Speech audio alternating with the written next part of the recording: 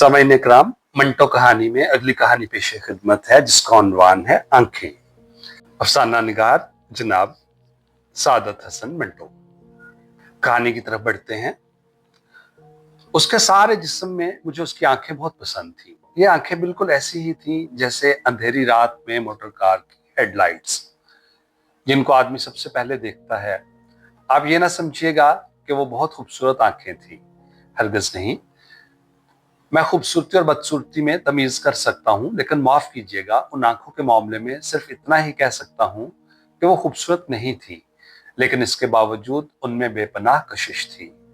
मेरी और उन आंखों की मुलाकात एक अस्पताल में हुई। मैं उस अस्पताल का नाम आपको बताना नहीं चाहता, इसलिए कि उससे मेरे इस अफसाने को कोई फायदा नहीं पहुंचेगा।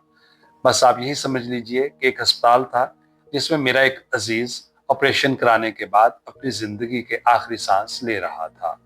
यूं तो मैं तीमारदारी का कायल नहीं, मरीजों के पास जाकर उनको दम दिलासा देना भी मुझे नहीं आता, लेकिन अपनी बीवी के पहम इसरार पर मुझे जाना पड़ा कि मैं अपने मरने वाले अजीज को अपने खुलूस और मोहब्बत का सबूत दे सकूं। यकीन मानिए कि मुझे सख्त उफ़त हो रही थी। अस्पताल के नाम ही से मुझे नफरत है। मालूम नहीं क्यों, शायद इसलिए कि एक बार बम्बई में अपनी बूढ़ी हमसाई को, जिसकी कलाई में मोच आ गई थी, मुझे जेजे अस्पताल में ले जाना पड़ा था। वहां कैजुअलिटी डिपार्टमेंट में मुझे कम से कम 2.5 घंटे इंतजार करना पड़ा था। वहां मैं जिस आदमी से भी मिला, लोहे के मानंद सर्द और बेहिस था। मैं उन आंखों का जिक्र कर रहा था जो मुझे बेहद पसंद थी। पसंद का मामला इंफरादी हैसियत रखता है। बहुत मुमकिन है अगर आप ये आंखें देखते तो आपके दिलो दिमाग में कोई रद्द-ए-अमल पैदा ना होता। ये भी मुमकिन है कि आपसे अगर उनके बारे में कोई राय तलब की जाए तो आप कह देते निहायत वाहियात आंखें हैं। लेकिन जब मैंने उस लड़की को देखा तो सबसे पहले मुझे उसकी आंखों ने अपनी तरफ मुतवज्जे किया। वो बुर्का पहने हुए थी मगर नकाब उठा हुआ था। उसके हाथ में दवा की बोतल थी और वो जनरल वार्ड के बरामदे में एक छोटे से लड़के के साथ चली आ रही थी। मैंने उसकी तरफ देखा तो उसकी आंखों में, जो बड़ी थी ना छोटी, स्याह थी ना भूरी, नीली थी ना सब्ज, एक अजीब किस्म की चमक पैदा हुई। मेरे कदम रुक गए, वो भी ठहर गई। उसने अपने साथी लड़के का हाथ पकड़ा और बुखलाई हुई आवाज में कहा, तुमसे चला नहीं जाता। लड़के ने अपनी कलाई छुड़ाई और तेजी से कहा, चल तो रहा हूं, तू तो अंधी है। मैंने ये सुना तो उस लड़की की आंखों की तरफ दोबारा देखा। उसके सारे वजूद में सिर्फ उसकी आंखें ही थीं जो पसंद आई थीं। मैं आगे बढ़ा और उसके पास पहुंच गया। उसने मुझे पलके ना झपकने वाली आंखों से देखा और पूछा, एक्सरे कहाँ लिया जाता है?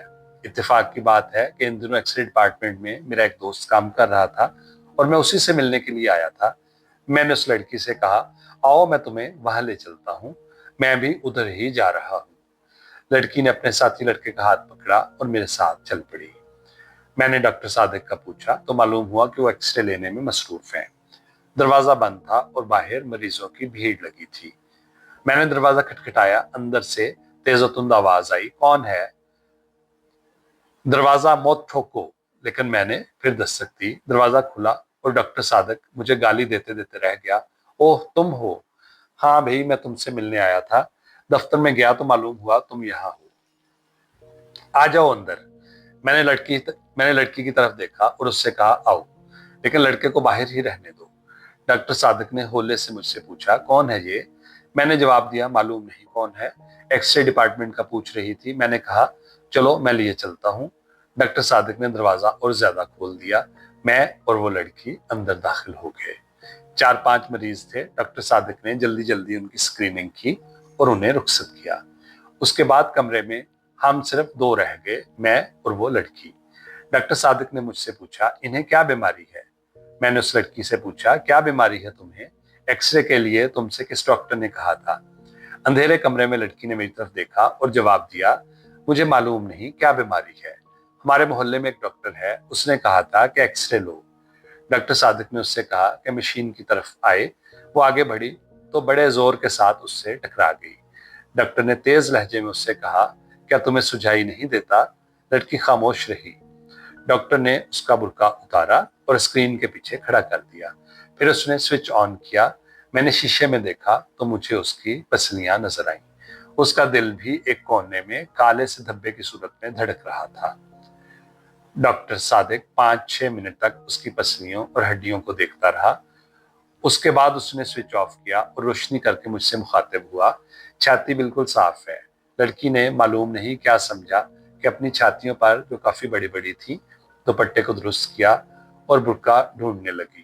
برقع ایک کونے میں میز پر پڑا تھا۔ میں نے بڑھ کر اسے اٹھایا اور اس کے حوالے کر دیا۔ ڈاکٹر صادق نے رپورٹ لکھی اور اس سے پوچھا، تمہارا نام کیا ہے؟ لڑکی نے برقع اوڑھتے ہوئے جواب دیا، جی میرا نام حنیفہ ہے۔ حنیفہ۔ ڈاکٹر صادق نے اس کا نام پرچی پر لکھا اور اس کو دے دی۔ جاؤ یہ اپنے ڈاکٹر کو دکھا دینا۔ لڑکی نے پرچی لی اور قمیض کے اندر اپنی انگیا میں اڑس لی۔ جب وہ باہر نکلی تو میں غیر ارادی طور پر اس کے پیچھے پیچھے تھا، لیکن مجھے اس کا پوری طرح احساس تھا کہ ڈاکٹر صادق نے مجھے شک کی نظروں سے دیکھا تھا۔ اسے جہاں تک میں سمجھتا تھا اس بات کا یقین تھا کہ اس لڑکی سے میرا تعلق ہے، حالانکہ جیسا آپ جانتے ہیں ایسا کوئی معاملہ نہیں تھا، سوائے اس کے کہ مجھے اس کی آنکھیں پسند آ گئی تھی۔ میں اس کے پیچھے پیچھے تھا۔ اس نے اپنے ساتھی لڑکے کی انگلی پکڑی ہوئی تھی۔ جب وہ تانگوں کے اڈے پر پہنچے تو میں نے حنیفہ سے پوچھا، تمہیں کہاں جانا ہے؟ اس نے ایک گلی کا نام لیا تو میں نے اس سے جھوٹ موٹ کہا، مجھے بھی ادھر ہی جانا ہے، میں تمہیں تمہارے گھر چھوڑ دوں گا۔ میں نے جب اس کا ہاتھ پکڑ کر تانگے میں بٹھایا تو مجھے محسوس ہوا کہ میری آنکھیں ایکس ریز کا شیشہ بن گئی ہیں۔ مجھے اس کا گوشت پوست دکھائی نہیں دیتا تھا، صرف ڈھانچہ نظر آتا تھا، لیکن اس کی آنکھیں وہ بالکل ثابت و سالم تھی، جن میں بے پناہ کشش تھی۔ میرا جی چاہتا تھا کہ اس کے ساتھ بیٹھوں، لیکن یہ سوچ کر کہ کوئی دیکھ لے گا میں نے اس کے ساتھی لڑکے کو اس کے ساتھ بٹھا دیا اور آپ اگلی نشست پر بیٹھ گیا۔ میں سعادت حسن منٹو ہوں۔ منٹو؟ یہ منٹو کیا ہوا؟ کشمیریوں کی ایک ذات ہے، ہم بھی کشمیری ہیں۔ اچھا، ہم کنگ وائس ہیں۔ میں نے مڑ کر اسے دیکھا، یہ تو بہت اونچی ذات ہے۔ وہ مسکرائی اور اس کی آنکھیں اور زیادہ پرکشش ہو گئی۔ میں نے اپنی زندگی میں بے شمار خوبصورت آنکھیں دیکھی تھیں، لیکن وہ آنکھیں جو حنیفہ کے چہرے پر تھیں بے حد پرکشش تھیں۔ معلوم نہیں ان میں کیا چیز تھی جو کشش کا باعث تھی۔ میں اس سے پیشتر عرض کر چکا ہوں کہ وہ قطعاً خوبصورت نہیں تھی، لیکن اس کے باوجود میرے دل میں کھب رہی تھی۔ میں نے جسارت سے کام لیا اور اس کے بالوں کی ایک لٹ جو اس کے ماتھے پر لٹک کر اس کی ایک آنکھ کو ڈھانپ رہی تھی انگلی سے اٹھایا اور اس کے سر پر چسپاں کر دی۔ اس نے برا نہ مانا۔ میں نے اور جسارت کی اور اس کا ہاتھ اپنے ہاتھ میں لے لیا۔ اس پر بھی اس نے کوئی مزاحمت نہ کی اور اپنے ساتھی لڑکے سے مخاطب ہوئی، تم میرا ہاتھ کیوں دبا رہے ہو؟ میں نے فوراً اس کا ہاتھ چھوڑ دیا اور لڑکے سے پوچھا، تمہارا مکان کہاں ہے؟ لڑکے نے ہاتھ کا اشارہ کیا، اس بازار میں۔ ٹانگے نے ادھر کا رخ کیا۔ بازار میں بہت بھیڑ تھی، ٹریفک بھی معمول سے زیادہ۔ ٹانگا رک رک کر چل رہا تھا۔ سڑک میں چونکہ گڑھے تھے اس لیے زور کے دھچکے لگ رہے تھے۔ بار بار اس کا سر میرے کندھے سے ٹکراتا تھا۔ کندھوں سے ٹکراتا تھا اور میرا جی چاہتا تھا کہ اسے اپنے زانوں پر رکھ لوں اور اس کی آنکھیں دیکھتا رہوں۔ تھوڑی دیر کے بعد اس کا گھر آ گیا۔ لڑکے نے تانگے والے سے رکنے کے لیے کہا۔ جب تانگا رکا تو وہ نیچے اترا۔ حنیفہ بیٹھی رہی۔ میں نے اس سے کہا، تمہارا گھر آ گیا ہے؟ حنیفہ نے مڑ کر میری طرف عجیب و غریب آنکھوں سے دیکھا۔ بدرو کہاں ہے؟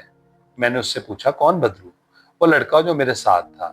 میں نے لڑکے کی طرف دیکھا جو ٹانگے کے پاس ہی تھا۔ یہ کھڑا تو ہے۔ اچھا، یہ کہہ کر اس نے بدرو سے کہا، بدرو مجھے اتار تو دو۔ بدرو نے اس کا ہاتھ پکڑا اور بڑی مشکل سے نیچے اتارا۔ میں سخت متحیر تھا۔ پچھلی نشست پر جاتے ہوئے میں نے اس لڑکے سے پوچھا، کیا بات ہے، یہ خود نہیں اتر سکتی؟